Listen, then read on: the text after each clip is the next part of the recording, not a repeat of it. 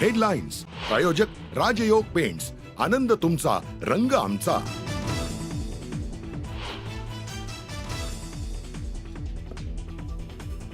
एकनाथ शिंदेंचा निरोप आल्याने मंत्री भरत गोगावले तातडीने मुंबईला रवाना. अमित शहांच्या दौऱ्यानंतर राजकीय घडामोडींना वेग.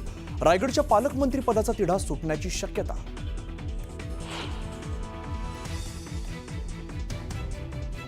महायुतीत धुसफूस नाही, खुशखुश आहे. विरोधकांच्या टीकेला एकनाथ शिंदेंचं उत्तर, तर शहांची सदिच्छा भेट घेतल्याचं शिंदेंचं स्पष्टीकरण. उपमुख्यमंत्री एकनाथ शिंदे आणि केंद्रीय गृहमंत्री अमित शहांमध्ये अर्धा तास खलबतं. सह्याद्री अतिथीगृहात झालेल्या बैठकीमुळे राजकीय वर्तुळात चर्चांना उधाण. सासूसाठी भांडणं केली आणि शेवटी सासूच वाट्याला आली. महायुतीत सुरू असलेल्या अजित पवारांवरील नाराजी नाट्यानंतर खासदार कोल्हेंनी लगावला शिंदेंना टोला.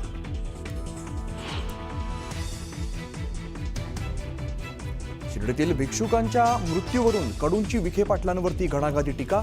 विखे पाटील तर सर्वात मोठे मतांचे भिकारी म्हणत कडूंचा टोला. तर शिर्डीत येऊन अपशब्द वापरतात त्यांना देव सद्बुद्धी देवो, सुजय विखेंचं प्रत्युत्तर. रयत शिक्षण संस्थेच्या बैठकीत शरद पवार आणि अजित पवार पुन्हा आले एकत्र. राजकीय वर्तुळात चर्चांना उधाण.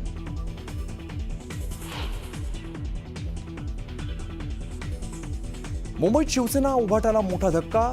संजय घाडी आणि संजना घाडींचा कार्यकर्त्यांसह शिवसेनेत प्रवेश. शिवसेनेची ताकद वाढणार.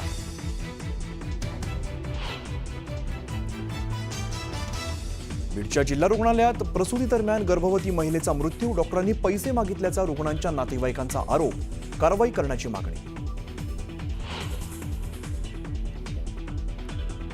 कल्याणमधील अल्पवयीन मुलीवरील अत्याचार प्रकरणातील आरोपी विशाल गवळीचा तळोजा जेलमध्ये आत्महत्या.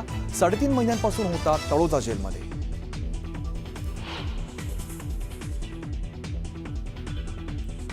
नागपूरच्या शासकीय वैद्यकीय महाविद्यालयातील असिस्टंट प्रोफेसरची घरातच हत्या. चोरीच्या उद्देशाने हत्या झाल्याचा पोलिसांचा संशय.